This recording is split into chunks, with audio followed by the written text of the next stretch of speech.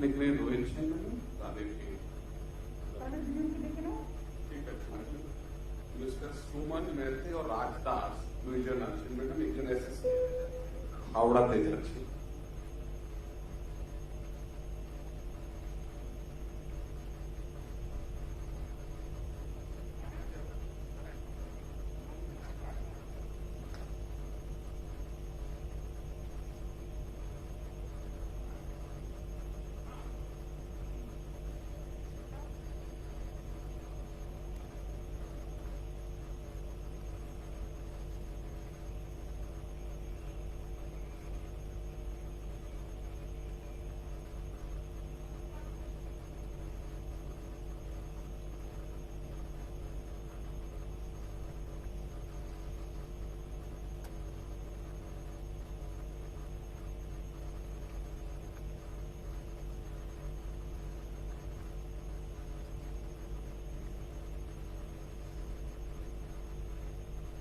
আমরা আজকে নতুন কৃষক বন্ধু যে প্রতিশ্রুতি দিয়েছিলাম নির্বাচনের সময়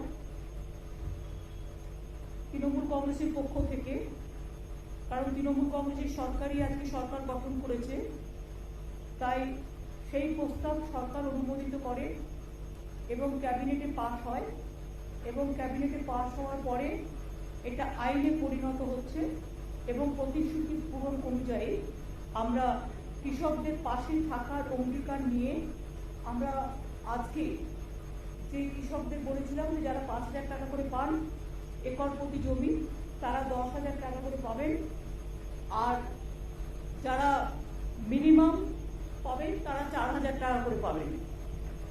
আপনারা জানেন আমাদের এখানে প্রায় 60 লক্ষ মানুষ কৃষক বন্ধু অধীনে আছেন এবং আগে তারা 5,000 টাকা পেতেন এবং মিনিমাম যারা পেতেন তারা 2,000 টাকা পেতেন।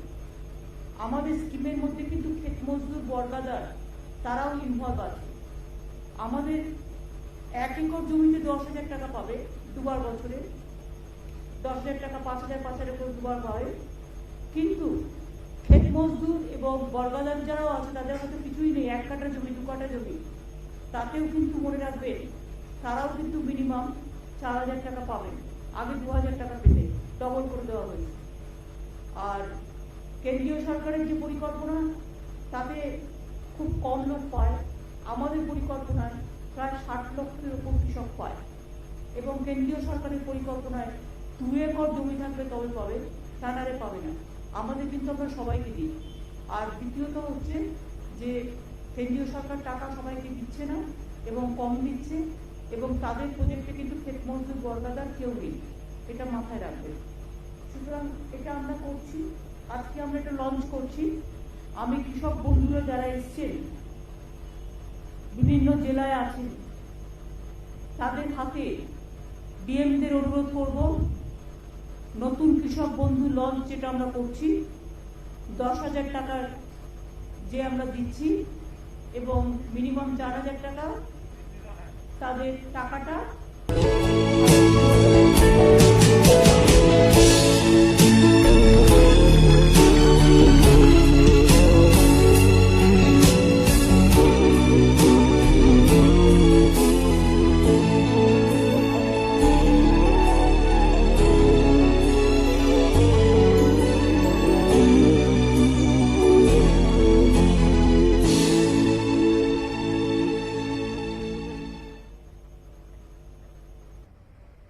এবং আপনাদের জানান যে আজকে দিতে শুরু হলো সারা রাজ্য জুড়ে, বহু কৃষকের হাতে টাকা আজকেও তুলে দেওয়া হবে এবং বাকিদেরও আস্তে আস্তে পেয়ে যাবে বাকিরা।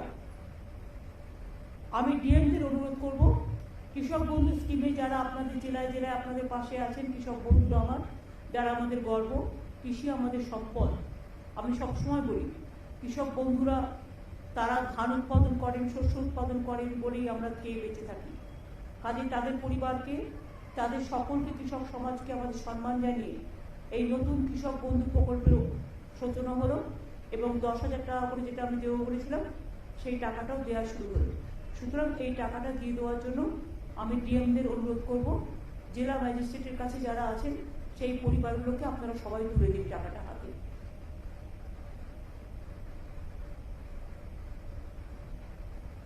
আমরা দেখতে পাচ্ছি, আপনারা টাকাটা তুলে দিন সবার হাতে।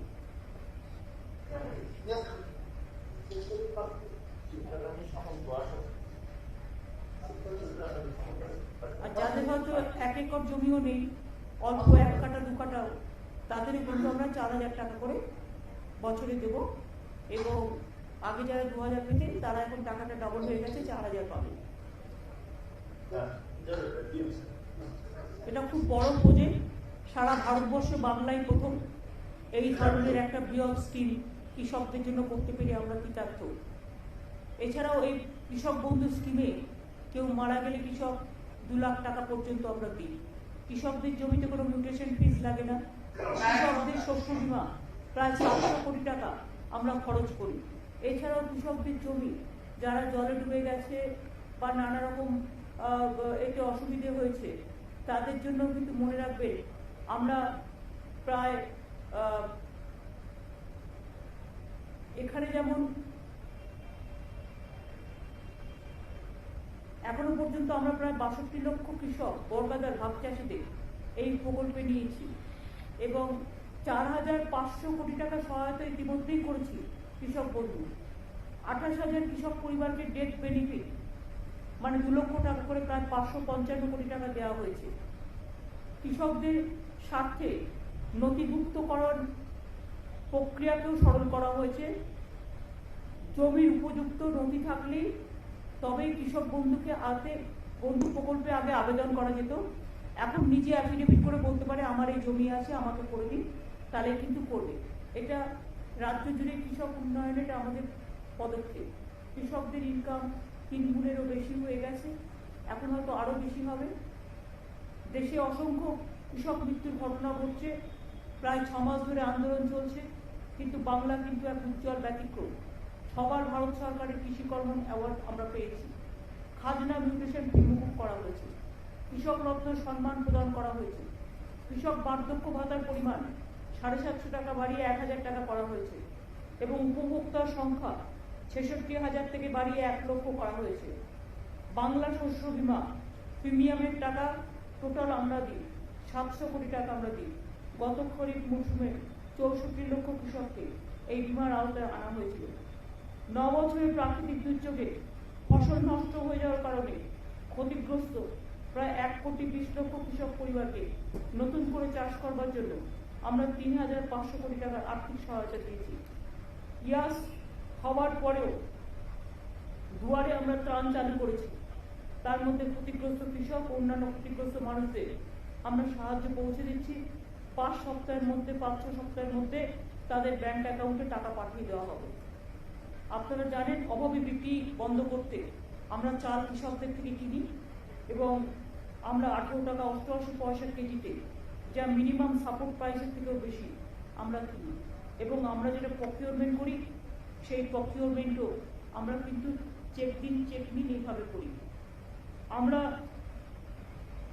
অন্যান্য ফসলের অভাবী বিক্রি বন্ধ করতেও বিশেষ তহবিল গঠন করেছি। 66 লক্ষ কৃষককে আমরা 2,415 কোটি টাকা আর্থিক সহায়তা দিয়েছি। রাজ্য জুড়ে 186টি কিষাণ মান্ডি তৈরি হয়েছে। 70 লক্ষ কৃষককে কৃষক ক্রেডিট কার্ড দেওয়া হয়েছে। আগে 2011 সংখ্যাটা ছিল মাত্র 27 লক্ষ। আরো 20 লক্ষ নতুন কিষাণ ক্রেডিট কার্ড প্রদান করা হচ্ছে।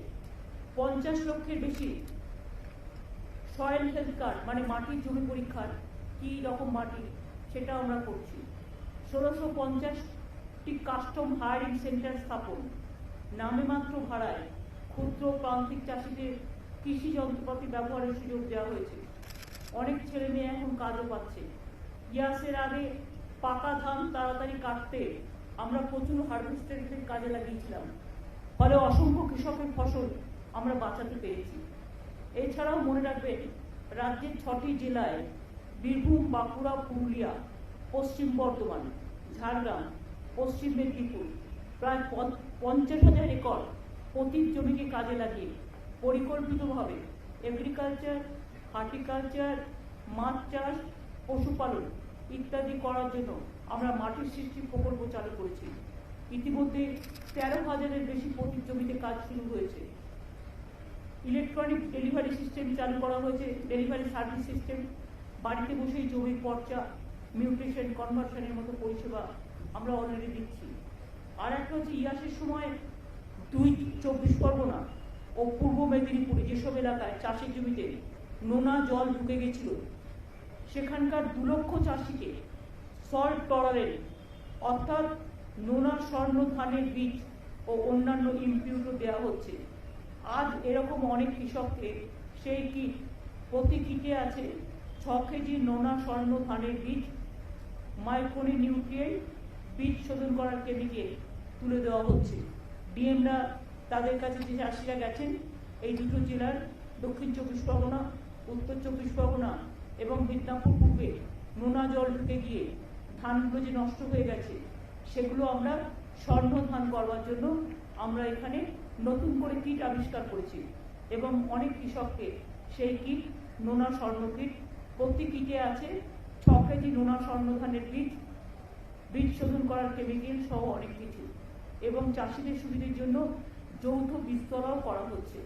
সুতরাং আপনারা বুঝতেই পারছেন, আমরা বলেছিলাম স্বর্ণ ধান যেখানে জলা জমিতে প্রতি বছরই জমি ভেসে যায়, ধানগুলো পচে যায়, সেখানে আমরা নতুন ধান উৎপাদন করব, তাতে চাষিরাও বাঁচবে, তাতে আমাদের উৎপাদনও চলবে এবং তাতে প্রতি বছর যে ঝামেলাটা, বিশেষ করে বন্যা এবং জল জমা, তাতে চাষিরা বাঁচবে। এইসব কাজগুলো করা হয়েছে। আর আজকে একটা বই লঞ্চ করা হচ্ছে, প্রতিশ্রুতি পুরো, কৃষক বন্ধু নতুন। এটা আমি সৌম্যকে বলবো যে সব প্রেসকে, ওঙ্কার সব প্রেসকে দিয়ে দেবে, আপনারা এখান থেকে ডিটেলস দিয়ে যাবেন।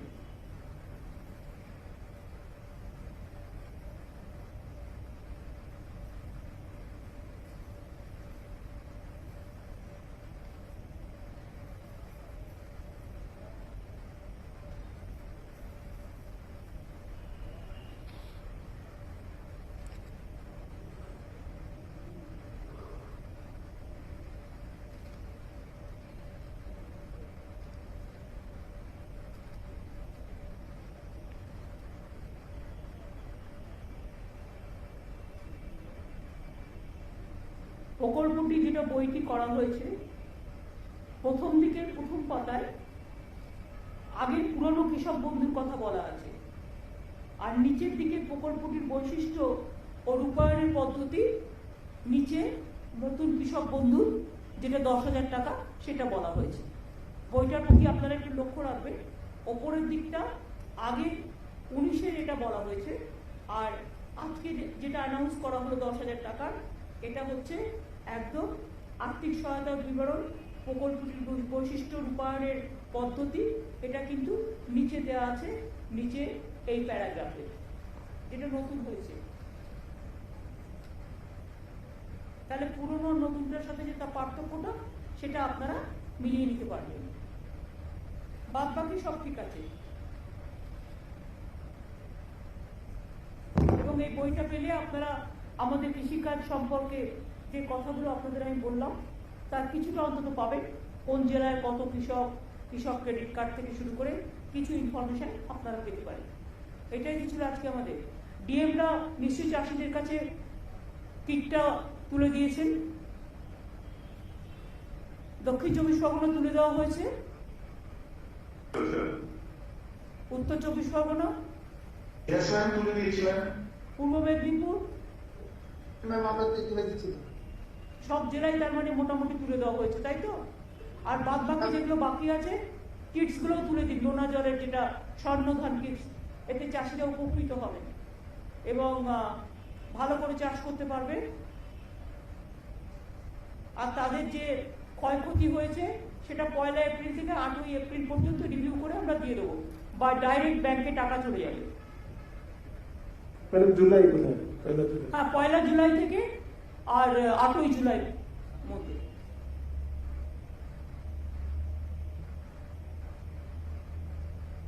আর তারপরে আবার দুয়ারে টার্ন তো 18 তারিখ পর্যন্ত করা আছে, 18 তারিখের পরে রিভিউ হবে এবং 1 তারিখ থেকে 8 জুলাইয়ের মধ্যে টাকাগুলো ব্যাংকে পৌঁছে যাবে। তারপরে আমরা দুয়ারে সরকার যেটা করেছিলাম গত বছর, আবার আগস্ট সেপ্টেম্বরে আমরা করব, আবার নভেম্বর ডিসেম্বরে করব। তখন যদি কেউ বাদ থাকে কৃষক বন্ধু স্কিমে বা কোনো স্কিমে, তখন আপনারা সেখানে আপনার রেশন কার্ড নেই বা কিছু, আপনারা সেখানে নাম লেখাতে পারেন। এই পর্যন্ত আজকে ছিল, আর তো কিছু নেই। প্রেসের কিছু বলার থাকলে এই ব্যাপারে জিজ্ঞেস করতে পারেন।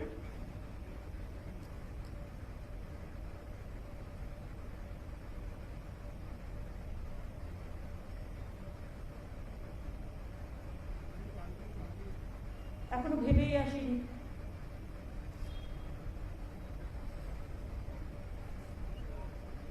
তাহলে আমি আশা করছি এই সাবজেক্টে আপনাদের কারো কিছু জিজ্ঞেস করার নেই। দিদি, হ্যাঁ, আপনি ইতিমধ্যে রাজ্যে বর্ষা ঢুকে গেছে এবং কদিন আগেই ঘূর্ণিঝড় আর ফলে কিন্তু অনেক ক্ষতি হয়ে গেছে। সেন্ট্রাল থেকে টিম এসেছিল, ঘুরে গেছে। আমফানের সময় আমরা দেখেছিলাম এসেছিল, ঘুরে গেছে। এখনো পর্যন্ত এই যে লাস্ট যে ঝড়টা হলো ইয়াস, তার জন্য কোনো ক্ষতিপূরণের কথা সেন্ট্রাল থেকে জানিয়েছে? না,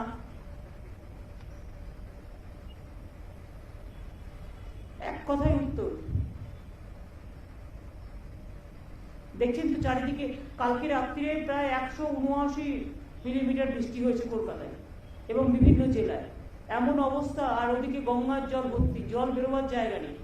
এত বৃষ্টি আগে কখনো হয়নি এবং আগামী 26 তারিখেও বড় বান আসবে। সুতরাং হুগলিতেও জল বাড়ছে, যেটা আরামবাগ, খানাকুল, আমি সবাইকে বলবো উলুবেড়িয়া, তারা যেন আগে থেকে একটু নিজেদের সযত্নে রাখেন। এবং এরপর ঝাড়খণ্ডেও খুব বৃষ্টি হচ্ছে, বিহারেও খুব বৃষ্টি হচ্ছে। এখন আমাদের রাজ্যটা প্রায় নৌকার মতো। ঝাড়খণ্ডে বেশি বৃষ্টি হলে ওরা বাঁধের জল ছেড়ে দেয়, বাঁধের জল আমাদের এখানে চলে আসে, ফলে আমরা নৌকার মতো ডুবি আছি। সুতরাং বিশেষ করে হাওড়া জেলা, হুগলি জেলা, বর্ধমান জেলার কিছুটা, মিদনাপুরের কিছুটা, আর বান আসলে তো বানের জল বে অফ বেঙ্গল, তাতে তো অনেকটা হয়। ইভেন কলকাতাতেও জল ঢুকে যায়, গঙ্গা টোটালটাই ভরে যাচ্ছে, এমন বেশি বৃষ্টি হচ্ছে। সুতরাং সবাই সাবধানে থাকবেন, ভালো থাকবেন, এইটুকু বলার। কারণ প্রকৃতি তো আমাদের হাতে নেই, প্রাকৃতিক দুর্যোগ আমাদের ফেস করতে হচ্ছে। আমরা বোমার নাম শুনেছি, কিন্তু বৈদ্যুতিক বোমা, যেরকম বৈদ্যুতিক বোমার মতো বিদ্যুৎ চমকাচ্ছে আর এক একটা বিদ্যুতে লোক মারা যাচ্ছে, এইরকম তো আগে কখনো প্রকৃতিকে আমরা দেখিনি।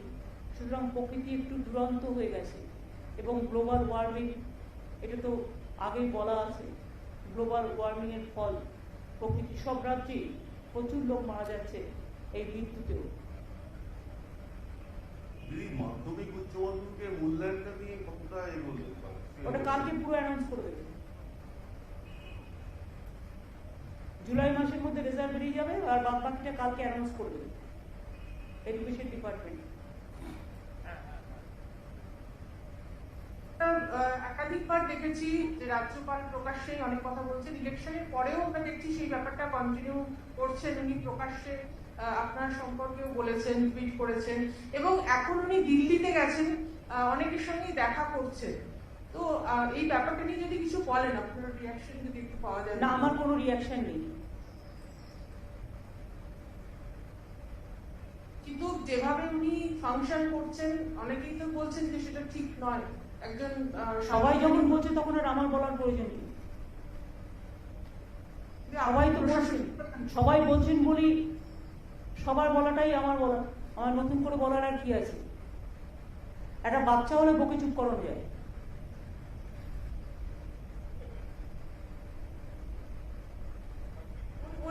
উনি তো বিজেপির এমএলএদের নিয়েও রাজভবনে বৈঠক করেছেন কিছুদিন আগে। কেন আমার মুখ খোলাচ্ছেন? এখানে speech is silver and silence is golden.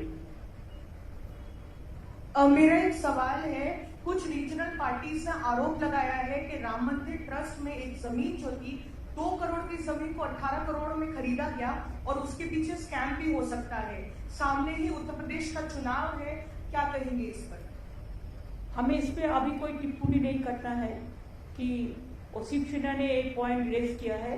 उन्होंने जब रेज किया है उनके पास जरूर कोई एविडेंस होगा, इसी के लिए उसको करने दीजिए। हम उनको पास से डिटेल्स लेने के बाद हम बोल सकते हैं। Ma'am, just want to understand how much has the cost for the Governor House increased in the past couple of years? In the past couple of days, we have heard as how several OSDs have been appointed someone under question, has the cost to operate Raj Bhavan increased in the past couple of years? Because the state government maintains that there is fund crunch. Has the Raj Bhavan cost has increased? That is obviously. But exact figure I cannot give you right now because it is not with me right now, because I was not aware of the facts. Raj Bhavan, not only here the Raj Bhavan, then Darjeeling also there is a Raj Bhavan. Then Delhi also, whenever you go you will flight, everything. So there is so many expenditure. That is a constitutional post. Some expenses could have been avoided now because the state has gone through COVID. I will research. I will make it started. Then I will let you know properly. Though I know something, but it won't look nice. Somebody is telling something, so I have to say also the same thing. I cannot. তুমি অদম বলে আমি উত্তম হইব না কেন? এটা একটা dialogue নবকুমারের। কি এখনো রাজনৈতিক সন্ত্রাস চলছে? কারণ রাজ্যপাল বলছেন আপনি কি দেখতে পাচ্ছেন? না না, আপনারা তো এখানকার সাংবাদিক, আপনারা কি দেখতে পাচ্ছেন কিছু? আমার আগে তো আপনারা দেখতে পাচ্ছেন। আপনারাই তো এগুলোর খোঁজ খবর সবচেয়ে বেশি রাখেন। আপনাদের যখন চোখে পড়ছে না, তা কারোর যদি চোখে নেবা হয় আমি কি করতে পারি? আমি কি কোনো সম্বন্ধে বলি না, আমি বলছি কারো যদি হয় উচ্চ। দিদি, সাম্প্রতিক সময়ে দেখা গেছে বিভিন্ন সময় বিভিন্ন কমিশন, মহিলা কমিশন থেকে শুরু করে কখনো ডিজিকে চিঠি দেওয়া যে ভোট পরবর্তী হিংসা হচ্ছে, মহিলাদের নিরাপত্তা নেই, এই বিষয়টি নিয়ে কি বলবেন? যে বারবার চিঠি দেওয়া এবং রাজ্যে তারা আসছেন, ভিজিট করছেন, তারপরে তারা যে কেউ যে কোনো রাজ্যে যেতে পারে, তবে তাদের একটু বেশি করে উত্তরপ্রদেশ গুজরাটে যাওয়া উচিত ছিল। উত্তরপ্রদেশ গুজরাটে মধ্যপ্রদেশে না গিয়ে, যেখানে নদীতে ডেড বডি ভাসিয়ে দেওয়া হচ্ছে, যেখানে কোভিড পেশেন্টদের রেকর্ড রাখা হচ্ছে না, যেখানে একটা জাস্ট মবকে করতে গিয়ে 22 জন বিনা অক্সিজেনে মারা যায়, সেই সমস্ত হাতরাস থেকে শুরু করে সেই ইতিহাস না ঘেটে বাংলায় এত হারার পরেও লজ্জা নেই। বিজেপির সব এজেন্সিকে দিয়েই কাজগুলো করায়। এটাই বিজেপির হ্যাবিট, এটাই বিজেপির প্ল্যান, এবং এগুলো সব pre plan incident. It is not, there is no incident now after polling. Postponed violence, it was under election commission. At the time of election, there are some incidents, sporadic incidents, but all are not political. There are some personal enmities are also there. But when it is the matter is sub judice, I will not speak anything regarding this. I don't support any violence. I always tell my police administration to take strong steps wherever it may be, and if anything happens anywhere, we don't support that. And I think whatever they are creating the atmosphere that violence, there is no violence like that. 1-2 sporadic incident, if any happens, we take strong action because we condemn all the violence, and there is no political violence. It is a BJP gimmick violence.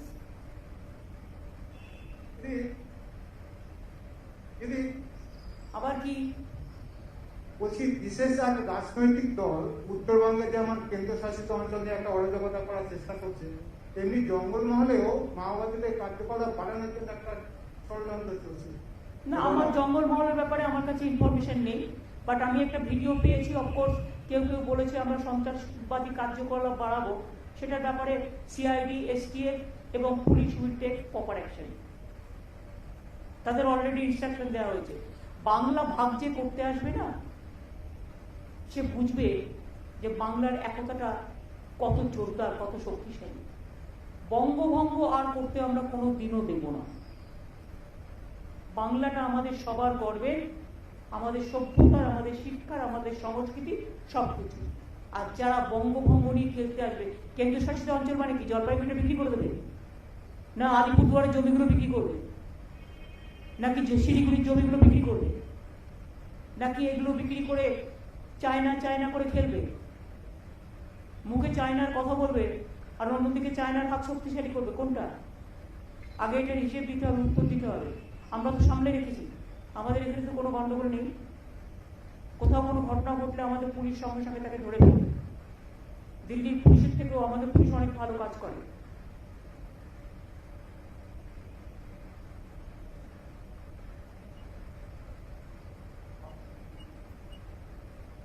Ma'am, this issue has been going on for the past couple of days. The way the central government had tried acting tough on Twitter and other social media sites, how do you see this, ma'am? Twitter has been, asked to follow. Very unfortunate. This is very unfortunate. They cannot control Twitter. That's why they want to bulldoze Twitter. They cannot control me, so they want to bulldoze my government. They want to bulldoze my party. They cannot control some journalists, so they want to kill them. So that is their phenomena. And one day there will be end. There will be end of everything. I condemn this. আমি আপনাদের কাছে বলি, আমাকে chief secretary জানালেন যে আমরা যে announcement করলাম 10,000 টাকা করে আজ থেকে দেওয়া হবে, ইতিমধ্যেই আজকেই 9,78,531 জন কৃষক বন্ধু ফার্মার্স 22টা ডিস্ট্রিক্টে 290 কোটি টাকা রিলিজ করা হয়েছে direct bank transparent bank DBT সিস্টেমের মধ্যে দিয়ে। ইতিমধ্যেই দেখুন অ্যানাউন্স করার সাথে সাথে লঞ্চ করার সাথে সাথে 9,78,531 জন কৃষক বন্ধু ফার্মার অফ অল 22 ডিস্ট্রিক্ট 290 কোটি টাকা আজকেই রিলিজ করা হয়েছে ডিবিটির মাধ্যমে। কনগ্রাচুলেশন। বাদ বাকিগুলো দিয়ে দিতে হবে।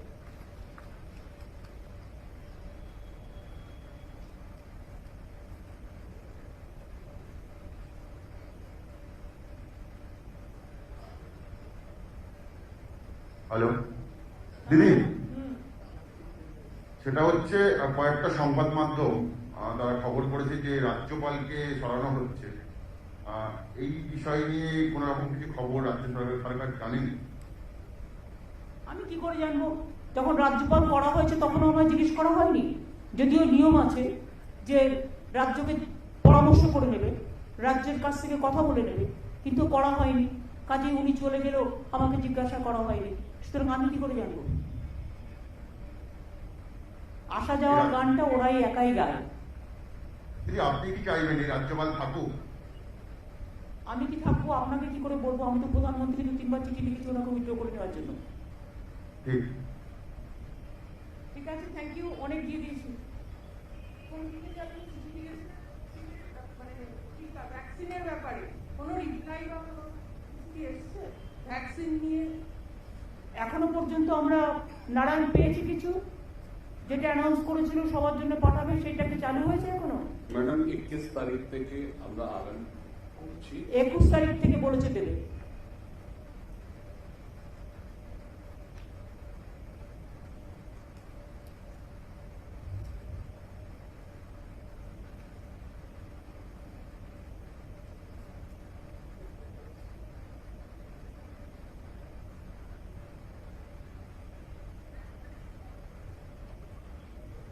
না দিদি, রাজ্যপাল কেন্দ্রীয় কয়লা মন্ত্রীর কাছে গেল, আজকে সকালে রাষ্ট্রপতি দুয়ারে দুয়ারে ঘুরে বেড়াচ্ছেন। তো মাননীয় রাজ্যপালের যদি কয়লার কোনো কাজ থাকে তো উনি যেতেই পারেন কয়লা মন্ত্রীর কাছে। এটা আমি কি করবো? সেটা ওনার ব্যক্তিগত ব্যাপার।